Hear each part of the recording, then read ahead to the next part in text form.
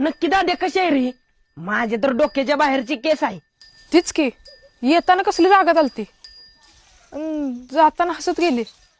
नक्की काय केलं? नाही म्हणजे काय बोलला बिल्लास का काय?